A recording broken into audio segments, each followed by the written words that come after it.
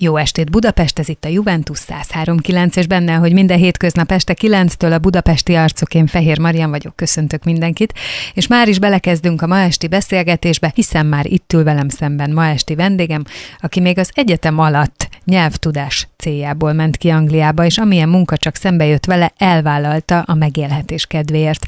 Aztán, ahogy a célként kijelölt tudást és azzal együtt a nyelvvizsgát megszerezte, maradt, mert lehetőséget kapott a saját területén mérnök asszisztensként kipróbálni magát. Megállta a helyét olyannyira, hogy kreativitása, munkabírása és szeretete szemet szúrt egy angol üzletembernek, akivel hamarosan üzlettársak lettek. Immár 10 éve működtetnek egy nemzetközi szinten is többszörösen elismert és díjazott földmérésekkel és tanácsadási szolgáltatásokkal foglalkozó céget, melynek munkatársai vegyesen magyarok és angolok, és melynek Magyarországon dolgozó csoportja is van. Nagyon céltudatos, megfontolt, racionális, mégis borzasztóan laza, jókedvű és rugalmas, mint cégvezető és mint magánember egyaránt. Nincs előtte lehetetlen, ha éri is kudarc, sokat nem foglalkozik vele, hanem a tanulságok levonása után azonnal azt nézi, miképp lehet belőle újabb kihívást, majd elérendő célt formálni. Vendégem ma este Dobsi János, akit köszöntök a stúdióban. Jó estét kívánok, szia! Szia, Marian! Ma este egy olyan életutat fogunk megismerni, amely, még azt mondom, még a mai napig fiatal ember vagy, de már nagyon sok minden van a hátad mögött, és hát ebben benne van az is, hogy te már egyszer váltottál életet, illetve hát helyszínt ehhez. Igen. Úgyhogy menjünk vissza az elejére, jó? Hogy annak idején mikor és minek hatására indultál te Angliába, és hát persze lőjük is be, hogy ez mikor volt. Jó. Olyan 2003-at írtunk, és én akkor a műegyetemre jártam. És ahhoz, hogy a diplomát megkaphassam, nekem kellett egy második nyelv a magyar mellé. Sajnos ez annyira nem ment nekem itthon, de nem jeleskedtem nyelvtanulásban. Gondoltam egyet, hogy itthon ez nagyon nem megy, valamit ki kell találni. Mi lenne, hogyha kimennék külföldre, és mondjuk körbevenném magamat olyan emberekkel, akik csak az adott nyelvet beszélik. Ezt megtettem, kimentem, és jó, hát mondjuk egyébként 22 évesen az elég kézenfekvő. Pontosan, és például pusztán nyelvtanulás volt a célom. Semmi olyan célom nem volt, hogy kimegyek az új világ reményében, vagy akármi. Akkor még nem is volt ez annyira felkapva, mint esetleg manapság. Úgyhogy kimentem, elkezdtem dolgozni, hát a szabványutat jártam be, mosogatni, utána amikor egy kicsit bátrabb az ember, akkor felszolgálni. Tehát abszolút tényleg azon szintű munkák, ahol semmilyen szakképzettség nem kellett. De mondhatjuk azt, hogy akkor te itt az egyetem vége felé egyedül igen. Fogtad magad, és kimentél Angliába, pontosan. És neki láttál az pontosan. életnek. A húgom kim volt, úgyhogy nekem az annyiban könnyedséget jelentett, hogy hozzáig be tudtam költözni. Úgyhogy nagyon sokat segítettek nekem az elején. Illetve a húgom szerezte nekem az első munkámat, ezt a nagyon szuper mosogatós munkát az egyik étteremben. Figyelj, szerintem ez tök fontos, hogy az ember hogyan indul el egy másik óriási világban. Fontossággal, mert teljes mértékben egyetértek. Én tényleg a mai napig találkozom olyan emberekkel, akik kijönnek, és megmondják, hogy én ezt nem csinálom, azt nem csinálom, nekem már van egy szakmám, nekem már van egy diplomám, én csak ebbe vagyok hajlandó dolgozni. Ez teljesen szuper, de nem célra vezető. Nem, egyszerűen ez egy lehetetlen út. Vagy itthonról el van intézve már kintre egy munka, hogyha az ember kimegy és ott, akkor higgy el, hogy ott minden, amit eléraknak.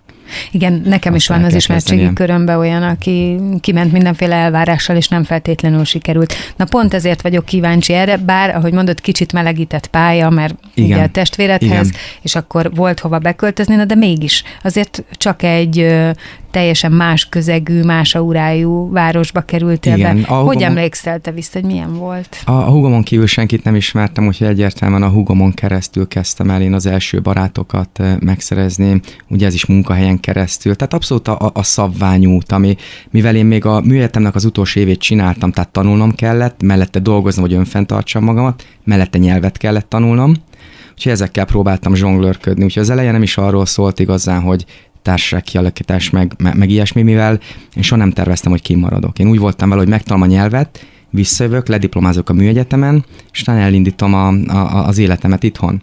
Ez egy teljesen véletlenszerűen történt meg velem, hogy sikerült, megcsináltam a nyelvvizsgát, visszajöttem, lediplomáztam, viszont közben kaptam kint egy lehetőséget egy ilyen közvetítő cégtől. Aha, jó, ne szaladjunk ennyire előre, mert engem még az érdekelne, ugye azt mondtad, hogy fontosnak találtad, hogy körbevedd magad olyan emberekkel, akik a nyelvet beszélik nyilván, igen. Akik adott esetben talán angol anyanyelvűek is. Igen. Viszont szerintem pont akkor, amikor az ember elhagyja a hazáját, akkor felértékelődnek azok a kapcsolatok, a saját nyelv, egy helyről jöttünk, és ezért hajlamos arra, hogy inkább azokhoz húzzon, és Angliában szerintem már van egy elég komoly, nem tudom, hogy akkor mennyire volt, de hogy már van egy elég komoly kis magyar közösség. Igen. Tehát, hogy te igyekeztél tudatosan afelé menni, hogy lehetőleg sok angol ajkú ember legyen körülötted, vagy azért te is belefeküdtél abba időnként, hogy jó, hát azért van egy kis biztonság. Ugye Londonra azt mondják, hogy a második legnagyobb magyar város, úgyhogy ténylegesen nagy számban vannak kint a magyarok. Én amit tudatosan csináltam, ezt a közösséget kerülni. Nem azért, mert nem voltam kíváncsi az emberekre, nem azért, mert ellenszenvet éreztem irántuk, pusztán azért, mert tudtam nagyon jól, hogy fennáll a veszély, hogy el fog kényelmesedni. Nekem volt egy célom, amiatt kimentem, és én nem hagyhattam semmit, hogy attól eltántorítson. Mégpedig azért sem, mivel én amikor kimentem, egy bőröndöm volt. Nekem az égett a világon semmim nem volt. Én szó szerint a túlélésért dolgoztam minden nap, úgyhogy semmit nem engedhettem meg magamnak olyat, ami engem elvitt volna a célomtól. Na jó, és akkor hogy volt ez? Egy kicsit erről a mosogatói létről, csak hogy mégis. Ezzel szerintem motiválhatsz olyanokat, akik neki indulnának, igen. És majd a jövő nagy cégvezetői lesznek. Igen, egy évet csináltam, és ami nagyon-nagyon fontos, és amit én észrevettem, a legnagyobb veszély, ami fennáll, az, hogy elkényelmesedik az ember, mivel mosogatóként, pincérként, vagy esetleg automosóként az ember olyan pénzeken tud összeszerezni kint, hogy az itteni fizetéseknek a 3-4-5-szöröse. Nagyon sokan belesnek abba a csapdába, hogy elkényelmesednek, és ott leragadnak azon a ponton. Nagyon sokan azt csinálják, hogy kijönnek, mondjuk 5 évre összegyűjtik a pénzüket, hazajönnek, megveszik a házukat, és utána visszaállnak az itteni körforgásba. Én az elején csak tudtam... közben akkor nem volt igazi fejlődés ebben, már mint a személyiség. Hát, max egy nyelvet megtanulnak, de mellette igazából nagyon semmi más nem tudnak felmutatni. Ismét csak visszamegyünk az elejére, nekem céljaim voltak, én nagyon jól tudtam, hogy én nem ott fogok megragadni. Nagyon jól tudtam, hogy nekem az tényleg csak egy stepping stone, ugye nekem most csak egy átmeneti állapot lesz. Úgyhogy csináltam, azon a munkán belül a mosogatótól menedzser helyettesig eljutottam, úgyhogy engem igazából nem érdekelt az egész. Csináltam azért, hogy meg tudjak élni, meg túl tudjam élni ezt az egészet. És utána egy nap eljött az a nap, amikor odajött hozzám a tulajdonos, hogy figyelj, Jani, látom, hogy szépen fejlődsz meg mindent, tudom, hogy te angolra jársz mellette, szeretném, hogy felejtsd el az angol óráidat, mert szeretném, hogy többet dolgozzál. A cégnek, az étteremnek nagyobb szüksége van rád itt. És az volt az a pillanat, amikor megmondtam, hogy akkor hello, itt én ennyi voltam, és én másnap nem jöttem be dolgozni. Mert az, hogy nem engem valaki... elcsábítani magad. Nem, kizár dolog volt. Mert ez egyébként nem feltétlenül egy rossz ajánlat. Nem, anyagilag nagyon jól megtérült volna, minden tényleg, minden adott lett volna, de nem az én világom volt. Én nagyon jól tudtam. Nekem van egy műegyetemi diplomám, valószínűleg nem ott akartam vele leélni a hátralévő életemet. Aha, tehát akkor ez benned volt, hogy neked azért mégiscsak más területen van a helyed, csak azt is fel tudtad éppészel mérni, hogy ez egy hozzá szükséges állomás. Pontosan. Ez egy olyan lépés volt, amire világi életemben büszke leszek, és egy mérföldkő volt az életemmel, mivel a legnagyobb probléma a mai világban, ahogy én látom, az értékrendeknek a hiánya. Tehát, hogyha valaki belecsöppen a jóba, akkor nagyon könnyen hajlamos elfelejteni esetleg, hogy milyen lehet az, amikor nem olyan jó, mi az, amikor nehezebben mennek a dolgok. Ezért a legjobb vezetőket megnézzük akárhol a világon, és kivétel nélkül ők lentről kezdték, és nagyon is megdolgoztak a sikerért. Siker az nem száll az ember ölé, meg hogyha az ölébe is száll, nem fenntartható. Mert nem fogják tudni értékelni. Úgyhogy ezért nekem az a szakasza az életemnek, az valószínűleg többet tanított, mint nagyon sok minden más az életemben. Igen, ezt abszolút el tudom képzelni, meg szerintem is azon van a hangsúly, hogy tudni kell, és valószínűleg ez nagyon fontos, hogy mértani pontossággal tudni kell, hogy mikor kell valahonnan tovább lépni. Az akkor időzítés is, hogyha az nagyon fontos. nagyon kedvező a helyzet. Pontosan. És akkor mi lett? Kiugrottál ebből az egészből? Igen, mert kaptam egy ajánlatot, egy ilyen mérnök segéd pozíciót, viszont az nekem már jobban szakmába vágó volt. De ezt meg hogy? Tehát milyen ismerettség vezetett hozzá, hogyha közben te a napjaidat egy étteremben töltötted meg angol órán? Igen, ez úgy nézett ki, hogy én amikor ott hagytam az éttermet, az valamilyen szintű felelőtlenség volt, mert nem volt rögtön az ajánlat. Tehát nekem ott volt egy 3 hónapos szünetem. Az a 3 hónapos szünet az nekem úgy nézett ki, hogy teljesen lenulláztam magamat, tehát én amit addig összegyűjtöttem, én azt hittem, hogy valamit már képítettem magam köré, abszolút lenulláztam magam, semmim nem maradt megint csak. Tehát megint lementem oda, honnan kezdtem, volt egy nyelvtudásom, meg egy diplomám, ennyi különbség volt. És a húgomnak az akkori barátja, ő ennek a mérnökügynökségnek dolgozott. És ő jött oda hozzám, hogy érdekelne, hogy beszéljen velük, felhívnak engem, és megnézzük, hogy van-e valami lehetőség. Jött onnan a telefon, ez a 3 hónap szünet, az kemény volt, abból én 1 hónapot vissza is jöttem Magyarországra, és nem sokon múlt, hogy én nem ragadok vissza itt Magyarországon, és akkor csak bejártam azt az utat, mint mondjuk a 70%-a az embereknek. És jó, de ez volt az eredeti terv. Igen, az eredeti terv az volt, hogy visszajövök pontosan. Utána viszont bejött ez a lehetőség, és akkor gondoltam, hogy még mindig fiatal vagyok, semmilyen vesztenivalóm nincsen, most lett egy diplomám, milyen jó lenne, hogyha úgy jövök majd haza, és még mindig haza akartam menni Magyarországra, milyen jó lenne, hogyha úgy jövök haza, hogy nem csak diplomám van, de szakmai tapasztalatom is. Hát igen. És egy idegen országban. Úgyhogy igen, asszisztensként elkezdtem dolgozni egy ilyen nagyobb, ez egy alagútépítés volt, egy szép nagy projekt volt, több mint egy évig ott voltam, mint ilyen kihelyezett mérnökasszisztens. Ott kapott meg az egész dolog annyira, hogy úgy döntöttél, hogy maradsz? Vagy? Az úgy már jobban érdekelt, mert közelebb állt már a szakmámhoz. Utána az a munka után, mivel ez egy ilyen ügynökség jelleggel működött, tehát engem különböző munkákra közvetítettek ki, ahol éppen szükség volt rám.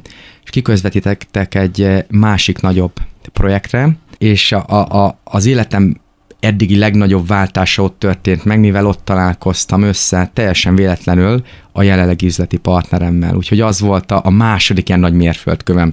Volt ez az étterm és mosogatós, abból kiválni és elindulni a szakmai úton, igen. És utána az bezárult, és én onnantól számolom a mostani időszámítást, amikor a mostani üzlettársammal összetalálkoztam. Közben egyébként az is ott van bennem, hogy milyen érdekes, ugye megcsináltad a nyelvvizsgát, meg ugye az eredeti tervet azt teljesítetted, hazajöttél, meg lett a diploma, igen. De hogy azért, ahogy visszamentél, és rátévettél a saját szakmai területedre, azért azt gondolom, hogy ez a nyelvben megint csak egy nehezített pálya lehetett, hiszen azért ezt is meg kellett tanulni életmódszerűen, nem? Tehát, hogy pontosan. Ez egy folyamatos és állandó tanulás. Tehát azért úgy érzem, mintha folyamatosan toppon kellett volna lenni. Mindenképpen igen. Hát ez mai napig tart egyébként? Ez persze, és az örökké tartani fog igazából. Mondok erre egy példát, hogyha az ember mondjuk egy középfokú nyelvvizsgával, vagy egy felsőfokú nyelvvizsgával kijön Magyarországról Angliába, úgyhogy tényleg Magyarországon sajátította a nyelvet, legalább egy pár hónapig, hanem fél évig azért kemény szenvedés lesz ott nekem, amikor realizálódik benne, hogy hoppá, ez itt egy teljesen más közeg, hoppá, itt nem lassítanak le, meg nem játsszák vissza a magnószalagot, amikor valamit éppen nem értettem. Én ezt az akcentust még soha nem hallottam. Ez milyen nyelven beszél? Hát angolul, csak skót az akcentus. Úristen, és ők mit beszélnek? Hát ők írek, és elég kemény ír akcentussal beszélnek hozzá. Tehát ez egy teljesen más dolog, ezért én úgy gondolom. Ezt hogyan oldottad meg egyáltalán hogy kell az agyat egyfolytában ilyen értelemben toppon tartani? Ez abszolút tapasztalati szinten megy, illetve a legfontosabb a nyelvtanulás az, hogy az ember a félénkségét legyőzze. Nagyon sokan az elején elbuknak azzal, hogy nekem most beszélnem kellene, de nevetni fognak rajtam, ezért inkább meg se szólalok, vagy én nem vagyok benne biztos, hogy ez a jó szó, én inkább nem szólok, és hát, ha majd valaki akkor elmondja, hogy mi a jó megoldás, utána büszke leszek, hogy az volt, amire gondoltam, és magamban ez egy kis győzelem, de ez nem derült ki pontosan.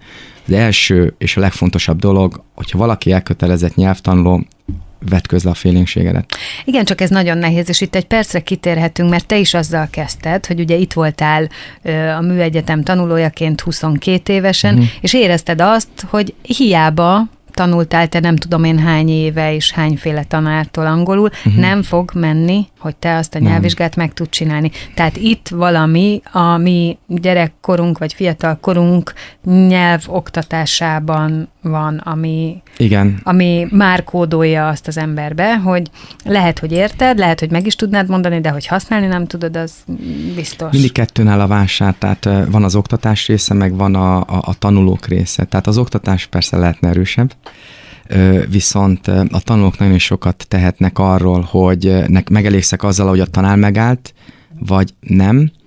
Nagyon jó, hogy elmagyarázta a nyelvtan részét, de egy kicsit én jobban hozzá szeretnék látni, kicsit jobban szeretnék hozzáérteni.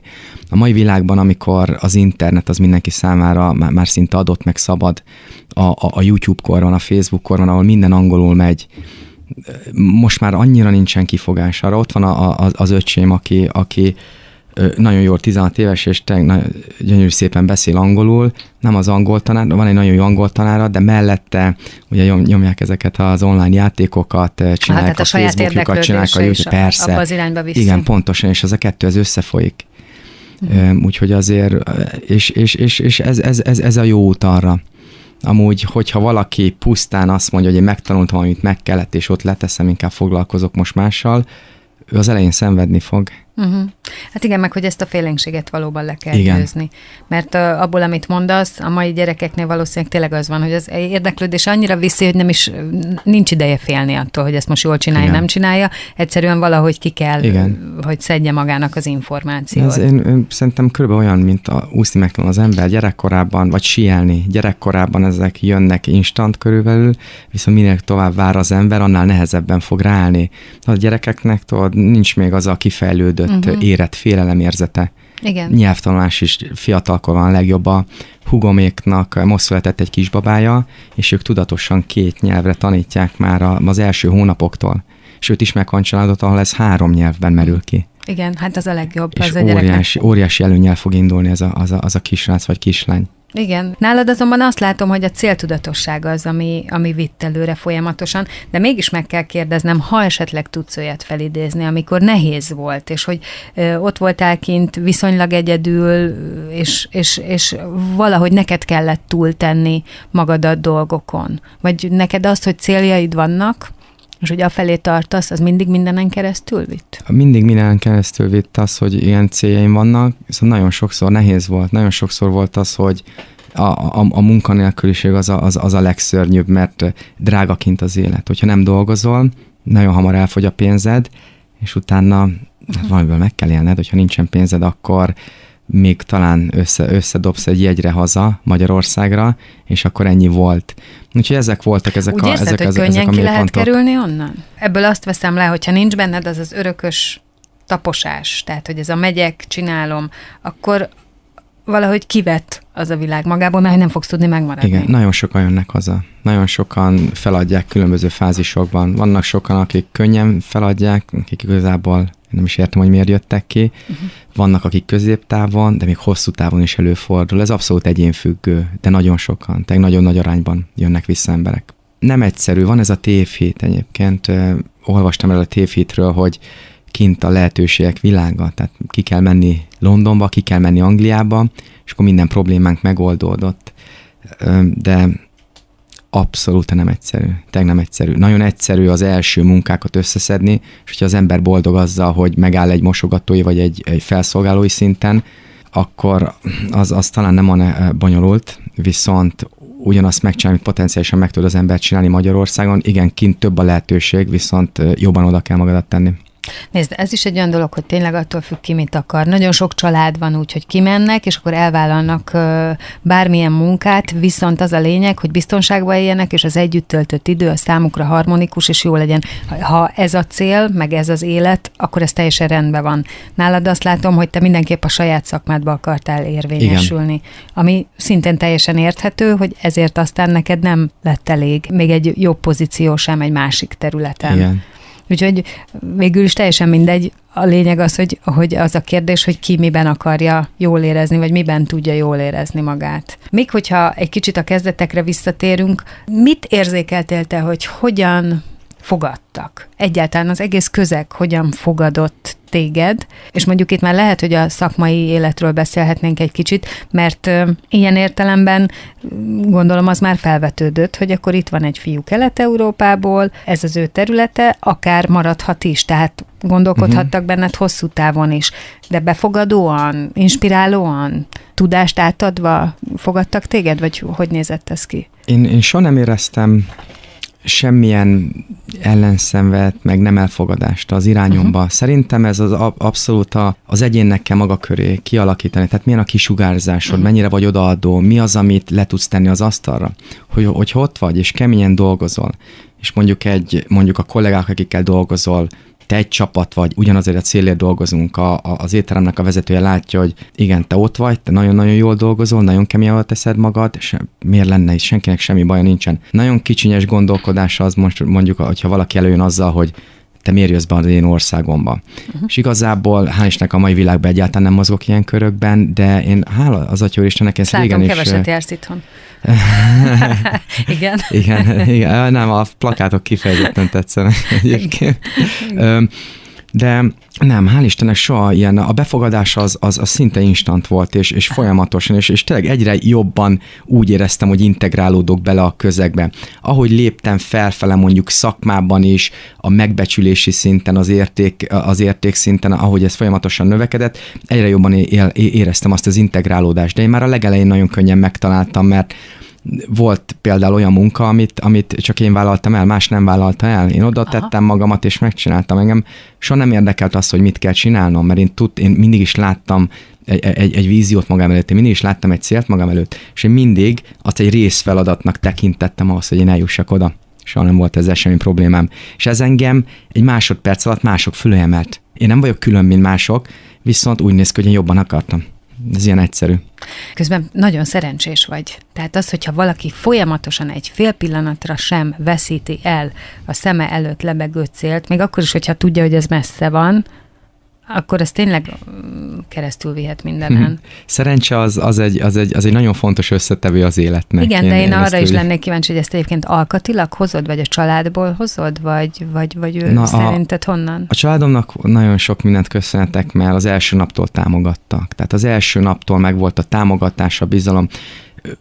Ad neked valamilyen szintű energiát az, hogy mennyire bíznak benned az emberek, tudod? Mennyire érzed azt, hogy mondasz nekik valamit, és azt mondják, hogy ne bolondozzál, mert te soha nem fogsz elérni, vagy azt mondják, hogy tudod, mit képes vagy rá, és menjél utána, mert ezek a vágyaid, ez a célod, igenis utánuk kell menned. Én ezt a támogatást megkaptam a szüleimtől, a családomtól, ugye a húgom kindelt Angliában, anyu meg apu, ők itt élnek Budapesten, de mindenki tényleg egy csapatként támogatott, úgyhogy az óriási segítséget jelent.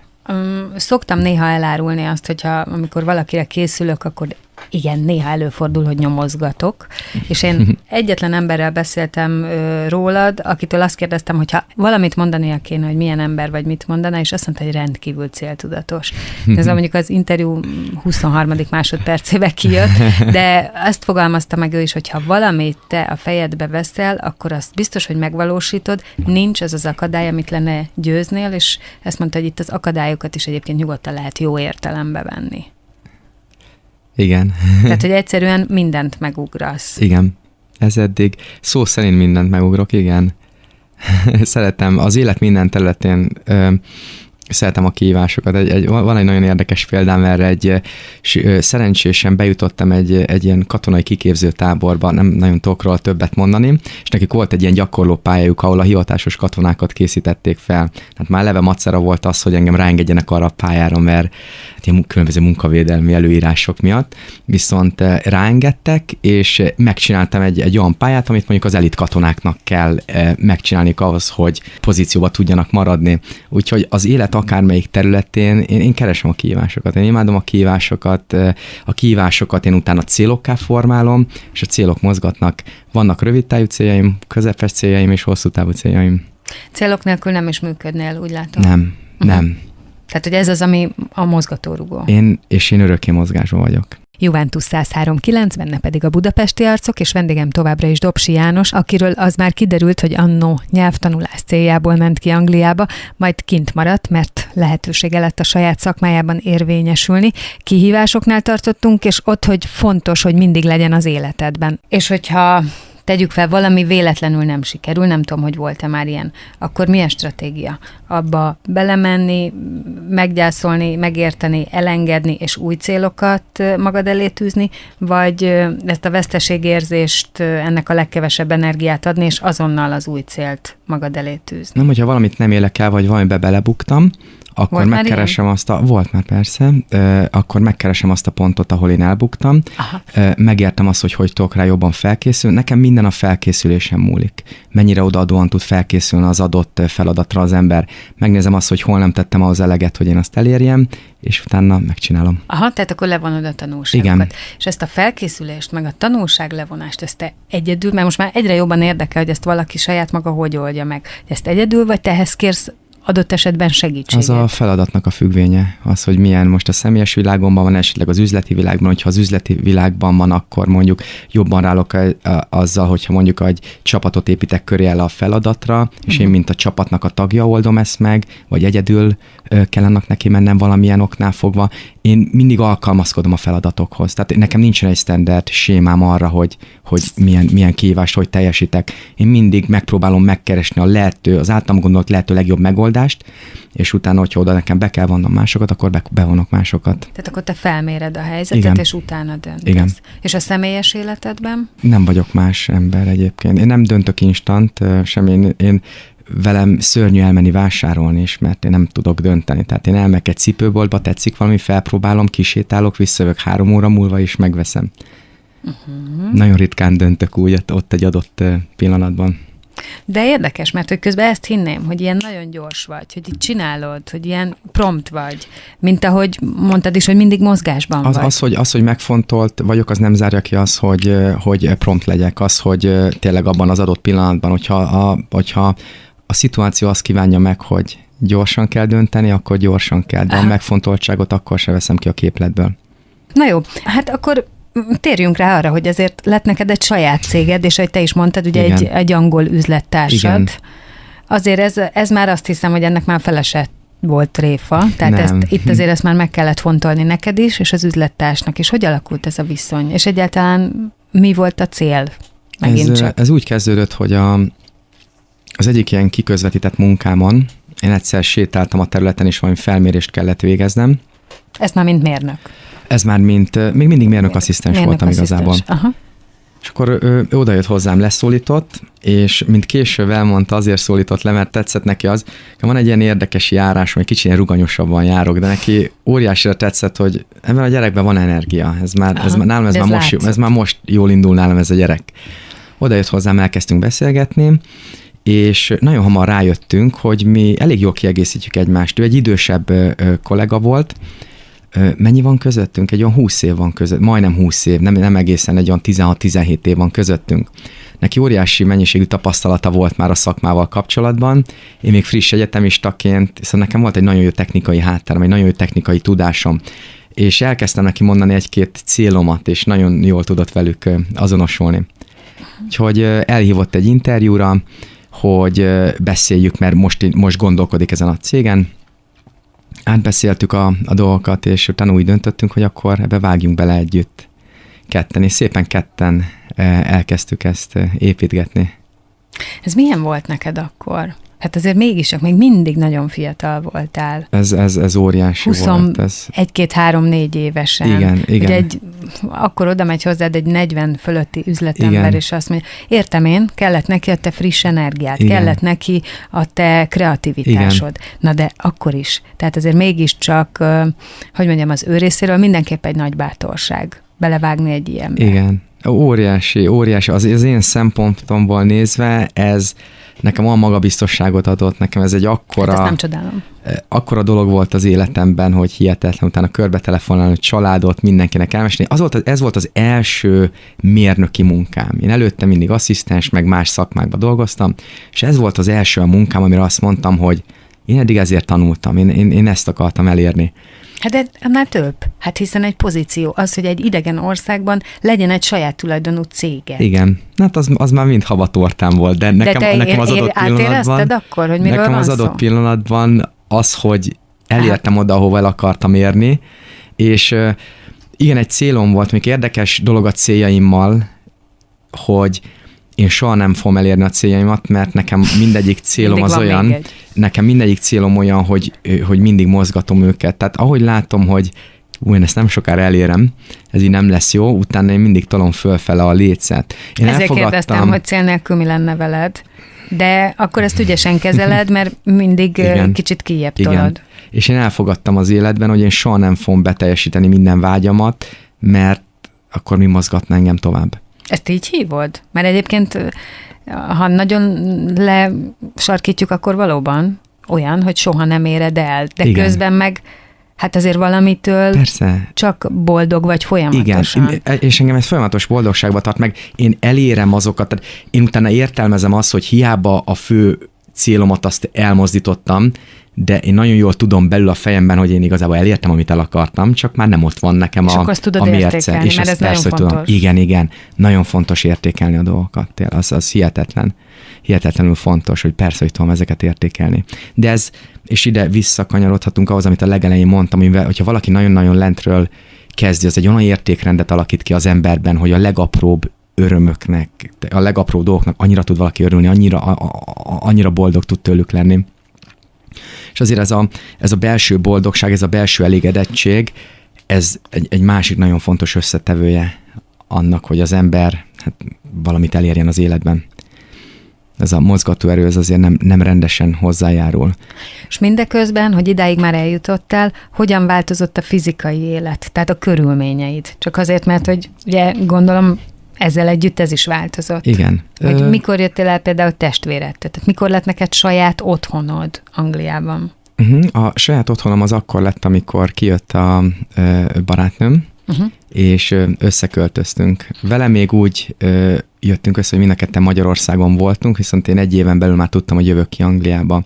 És mi ezt elég rendesen megbeszéltük egymás között, és az ő döntés az volt, hogy kijön utánam egy évvel. Tehát nekem ad egy évet, hogy egy-másfél évet, hogy elinduljak, és utána, mert ő akkor éppen az érettségi ment át. Úgyhogy kijött utánam, és összeköltöztünk, és ez lett az első, az volt az a pont, amikor én külön költöztem a húgoméktól, és akkor már ez az új pozícióm volt ennél. És akkor már volt egy pozíció, saját lakás. Igen, akkor elkezdtük építeni ezt a kis egzisztenciát, igen, így magunk köré. És ez hogy nézett ki? Ennek az építése, tehát a munka mellett. Csak arra vagyok kíváncsi, hogy hogyan lehetett két fiatal, hogyan tudod beintegrálódni a nagy angliai életbe, a hétköznapokban. Igen, az elején ez albérlet, tudod, úgy volt, hogy volt egy másik pár, aki, tehát lépésről lépésre, tehát nem az ölünkbe hullott minden, hanem szépen mindenért meg kell dolgozni. Tehát amikor ő kijött, és ugyanúgy elhelyezkedett, ő is elkezdett dolgozni, akkor már 2 jövedelmünk volt, tehát ugyanazt az utat jártuk be, amit én úgy képzelek, hogy itt Budapesten és itt Magyarországon is bejárnak az emberek. Aha, tehát nem volt semmi olyan, hogy érezted valaha azt, hogy te oda egy bevándorló vagy? Nem, soha nem is éreztették velem. Nem, de valószínűleg azért, mert olyan körökben mozogtam, a másik pedig azért, mivel semmi oka nem lett volna senkinek, mivel hogyha valami jellemző volt rám az, hogy én 2-szeres odaadással csinálok mindent. Az üzlettársaddal való viszony, az kifejezetten üzleti jellegű volt és van a mai napig, vagy ebbe előbb-utóbb azért belefolyik az emberi oldal, a magánélet? Csak üzlet. Csak üzlet? Igen. Tényleg? Igen. Na hát most megleptél. Tudatosan? Igen. És akkor erről nem is mondasz többet. Igazából ezt tudatosan... Miért? Alakítottuk mind a ketten, mivel úgy gondoltuk, hogy van az életünknek egy privát része, van egy üzleti része, mind a ketten összeültünk, és elfogadtuk, hogy az üzletben mi nincs olyan, amit ne tennénk meg egymásért, viszont a privát életet tartsuk egymástól távol. És ez be is vált nekünk ez a recept, mert az üzleti hol a határ? Életben meg előre. Tehát most mondok egy példát. Mondjuk éppen aktuálisan van valami nagyon fontos dolog, amit az üzleti életben el kell dönteni. Kelletek hozzá mindketten. Bármelyik kötöknek van egy nehezebb napja, akár egészségügyi problémája, akár valami a családjába, bármi. Igen. Tehát valami, ami egy kicsit a figyelmét elviszi. Igen. Van-e olyan, hogy felhívjátok a figyelmet erre, hogy figyelj, most nekem nehezebb, segíts már, tehát hogy érted, egészítsd ki azt a részt, amit én most annyira nem tudok betölteni, vagy nincs, fegyelem van, és akkor... Amikor direkt hatással van az üzletre, akkor az benne van. Tehát az abszolút elfogadott, hogyha valami direkt hatással van az üzleti életünkre, akkor azt behozzuk és megbeszéljük egymás között. Azzal semmi probléma nincsen. Én úgy értettem, tehát akkor hogy... ilyen értelemben van egyfajta... Igen, csak ilyen hétvénként nem járunk össze, meg nem megy a társaságunk. Szerintem azért kérdeztem, hogy hol a határ. De igen, akkor itt. Igen. Tehát azt el lehet mondani, hogy most nekem nehezebb akármiért. Persze. Illetve nagyon támogatjuk egymást. Tehát belementünk már olyan dolgokban a múltban, ami még amikor legelején kezdtünk, akkor lehet, hogy még tabunak számítódott volna, de ahogy így elkezdtünk csiszolódni egymáshoz, és azért láttuk, hogy a másiknak erre lehet, hogy van egy nagyon meglátás, mivel már ismerjük egymást, mint ember annyira, akkor az előjött, és az nem okozott problémát. Viszont a mai napig úgy vagyunk vele, hogy külön tartjuk a privát életünket, meg az üzleti. Vannak elmosódások, lesznek elmosódások, de ez eddig mindig előnyére vált az üzleti életünknek. Mivel te ott kezdted a karrieredet, ezért nem biztos, hogy van komoly összehasonlítási alapod, csak azért merek erre rákérdezni mégiscsak, mert hogy közben azért már Magyarországon is van ennek a cégnek érdekeltsége. Igen. Tehát azt gondolom, hogy látod te a magyar üzleti világban a viselkedést igen. és a vállalati kultúrát, igen. illetve a főnöki attitűdöt, hogy mit gondolsz, hogy mennyiben másabb egy más kultúrából érkező ember, és ezt most itt vegyük le, hogy nyilván egyébként pedig nem feltétlenül a kultúra, hanem a személyiség is fontos, de érthető, azt hiszem, hogy mire gondolok. Igen, teljes mértékben értem. Nekünk soha nem okozott ez semmiféle fennakadást, olyan szinten nem, hogy az angol cégünknek a harmada az magyar nemzetiségű, ugye a budapesti cégünknek meg a 100%-a magyar nemzetiség, ugye ezt jó, a de ezek a beosztottak. Igen. De én a vezetők... Hogy mi kettőnk között, ott a vezetők között? Igen, tehát hogy azt mondom, hogy neked van egy partnered, igen. aki ugye angol. Nem tudod azt mondani, hogy egy magyar partnerrel milyen együtt dolgozni, vagy hogyan lehet egymáshoz alkalmazkodni, mert hogy nem volt ebbe részed, de azért azt gondolom, hogy a te szinteden folytattál tárgyalásokat magyar üzletemberekkel. Igen, folytattam. És hogy így kérdezem az attitűdöt, hogy esetleg jobban szót értesz a magyarokkal, mert hogy mondjuk ugyanaz a kultúránk adott esetben, vagy nincs ilyen? Jobban szót értek az angolokkal. Nekem a teljes felnőtt életem az kint volt. Én igazából Magyarországon... Igen, de olyan szinten, hogy teljesen integrálódtál, vagy fel sem merülnek ezek a kérdések, amiket én itt boncolgatom? Olyan szinten integrálódtam, hogy én 4 hete már angol állampolgár vagyok. Na, gratulálok. Köszönöm szépen. A magyart is ugyanúgy megtartottam. A két ország nem ismeri egymást, tehát amelyik útlevelemet használom, az vagyok. Magyarként tekint rám, az angol pedig angolként tekint rám. De egy teljes körű integráció olyan szinten, hogy ugye a műegyetem alatt én kimentem, a teljes felnőtt életemet én kint éltem le. Ez egy 12 év nyugat igazából, és én annyira jöttem haza, hogy 1-2 hétre nyaralni, szülőket látogatni. Amióta megnyitottuk a magyar cégünket, azóta azért jóval többször jövünk haza, de a magyar cégünk is egy abszolút nyugati mentalitásban van vezetve, amit ugye hagyd nem mondjam, az alkalmazottak mennyire tudnak értékelni.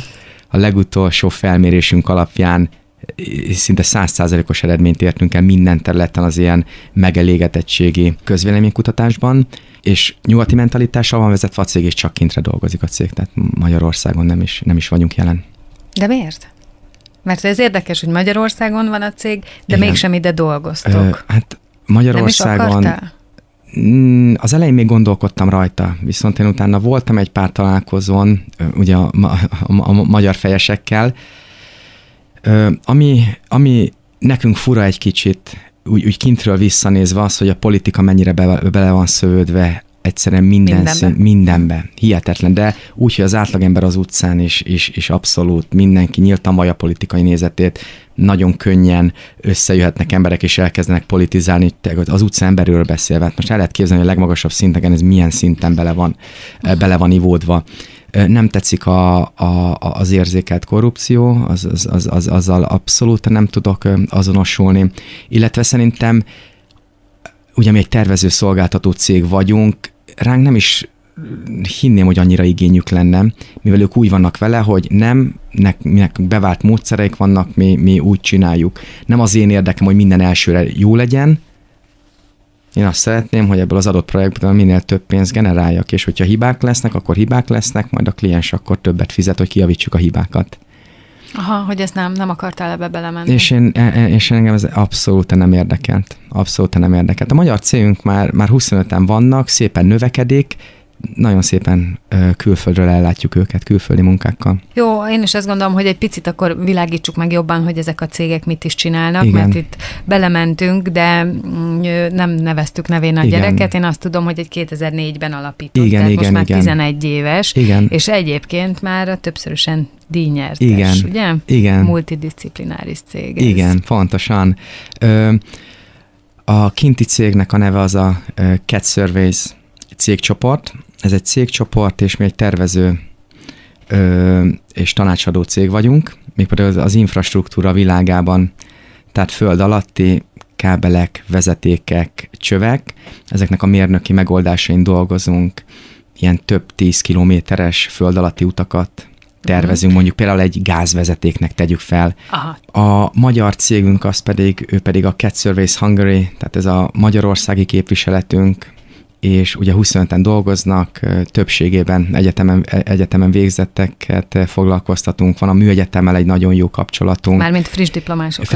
Nagyon sok lehetőséget adunk friss diplomásoknak, írtunk egy ilyen szerződést a műegyetemmel, ahova mi nagyon szívesen beveszünk még műegyetemistákat, frissen végzőket, megadjuk nekik a lehetőséget, hogy kijöjjenek a kinti anyacéghez, vagy pedig itt szerezzenek munkatapasztalatokat a magyar cégünknél. Mivel ugye én a műegyetemen végeztem, ezért nekem ez egy nagyon kedves témakör, hogy lehetőséget adni, mert nagyon jól tudom, személyes tapasztalatból tudom, hogy nem egyszerű. Igen, ez nem nagyon felejtetted el, mint mentél keresztül, és ez jó. És az sem, hogy honnan jöttem. Tehát az egyik mozgatórugója, hogy miért jöttünk mi Magyarországra, hogyha nem dolgozunk Magyarországon, viszont szerettem volna valamit adni Magyarországnak, és így, hogy lehetőséget adhatok egy tudásbázisnak, és az a tudásbázis nem hagyja el az országot. Szerintem azzal én már eleget teszek ennek az országnak. Tudom, hogy ez most egy égető probléma, hogy tartsuk itthon a fiataljainkat. Mindenki akar külföldre menni, orvosok, mérnökök, a lehetőségek miatt, meg azért, mert itthon nincsenek megbecsülve. Aha, és ez benned van, nekem hogy bár te elmentél, igen, de azért valamit adnál ebből én vissza. mindig is tudtam, hogy engem Magyarország nevelt ki, és örök hálával tartozom Magyarországnak, ezért az első adandó alkalommal én úgy voltam vele, hogy valamit vissza fogok neki adni. De mégis úgy, hogy azért ne kelljen belekerülnöd ebbe a csiki-csuki. Igen, így okosan próbáltuk megoldani. Jó, nagyon, nagyon okos. Viszont anélkül, hogy túlságosan belemennénk ebbe a területbe, mert azért ez mégiscsak egy szakmai beszélgetés lenne, ami velem nem lefolytatható, hiszen nem vagyok a szakmában, de azt azért én is tudom, hogy az ilyen különböző föld alatti kábelek, tehát ez az, amiket látjuk, a különböző építkezéseket. Igen. És Magyarországon ennek van egy ilyen fura kultúrája, vagy nem tudom, egy ilyen fura attitűdje, tehát Angliában, ahol minden egy kicsit úgy gondolom, hogy szigorúbb, igen. Vagy városi emberbarátabb, nem tudom, hogy milyen követelmények vannak, tehát hogy nektek hogyan kell dolgoznotok ahhoz, hogy hitelesek maradjatok, hogy legközelebb is titeket kérjenek, igen. Mert hogy itt azért simán előfordul, hogy belefúrunk egy valamilyen ilyen csőbe, olyan igen. Csőbe, bocs, igen. Nincs áram az egész kerületben, oké, ez. Szóval, hogy ilyen előfordulhat odakint? Angliában ugye a szigorúságról beszéltél, a világon a legszigorúbbak a munkavédelmi előírások. Ugye óriási rizikófaktor a föld alatti infrastruktúrahálózat, mivel láthatatlan. Igen. Tehát az ember számára az nem látható. Úgyhogy az ott egy alapkövetelmény, hogy megvalósíthatósági tanulmányokat kell elvégezni akkor, hogyha mondjuk egy új gázcsövet akarunk mi lerakni. Mondjuk most egy tök érdekes projekten dolgozunk, úgy van, hogy New Yorkból indul, Kanadából átjön Bristolból kijön a tengerből, és feljön Londonba. Nagyon belemehetnénk, órákat tudnék beszélni a munkáról, de abszolút tényleg tisztában vagyok vele, hogy ez túl technikai lenne. De az ottani terep az abszolút, tehát nem lehetne jobb ország, mint Anglia a mi szempontunkból. És hát ami nekünk nagyon nagy segítség az, hogy a 10 év alatt mi hova értünk el, mint cég. Tehát ahogy említetted, többszörösen díjazottak vagyunk, nem csak országos szinten, de nemzetközi szinten. Tavaly Madridban nyertünk egy innovációs díjat, nyertünk már évüzletembere, évüzlete, különböző innovációs díjakat, sőt már zsűri tagjai vagyunk az egyik díjnak kint Angliában, tehát már eljutottunk, hogy mi mondhatjuk meg arról, hogy ki az, aki jó, és ki az, akit kevésbé gondolunk jónak. Tehát egy elismert név vagyunk a szakmában, a top 5 cégben mi már benne vagyunk kint Angliában, és ez egy 10 éves cégről beszélünk, és olyan cégről beszélünk, akik igazából szerintem csak most kezdtük. Mindenki mondja nekünk, hogy mennyi mindent elértünk, meg hogy úristen, ezek a sikerek 10 év alatt ezeket hogy tudtátok elérni, és mikor mondjuk nekik, hogy tényleg elégedettek vagyunk, minden nagyon szuper, minden nagyon boldog vagyunk, de hogyha tudnád, hogy hol leszünk. Juventus 103.9, benne pedig a budapesti arcok, és vendégem továbbra is Dobsi János, aki Angliában él, komoly sikereket magáénak tudható céget vezet angol üzlettársával együtt, és hát a sikerek mögött persze nagyon sok munka van, de azért mégiscsak igen hamar érvényesültetek. És az is kiderült, hogy nagyon szép remények vannak még. És te tudod, hogy mi a titok? Tudom persze, hogy mi a titok, az odaadásunk, a szenvedélyünk, ez a titok, illetve a megfelelő embereknek a megfelelő pozícióban lévő alkalmazása. Neked lehet a legnagyobb zseni az alkalmazottad, hogyha beteszed a mosogatóhoz, akkor soha nem fog belőle kijönni a zseni.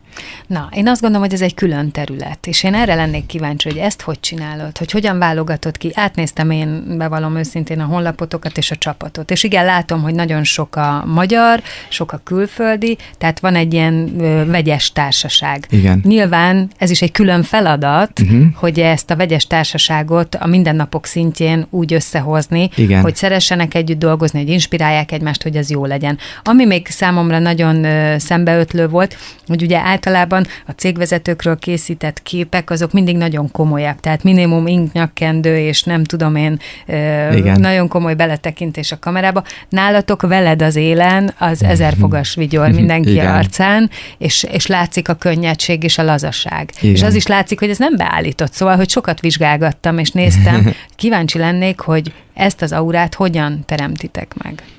Munkai környezet számunkra az rettentően fontos. Tehát az, hogy milyen környezetben dolgoznak az embereink.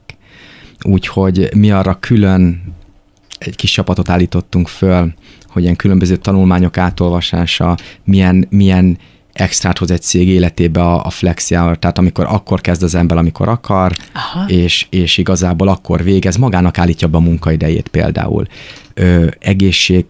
Privát egészségbiztosítást kapnak az embereink, mindenkinek ilyen wellness bérlete van a cégnél, ugye a nyugdíjunk,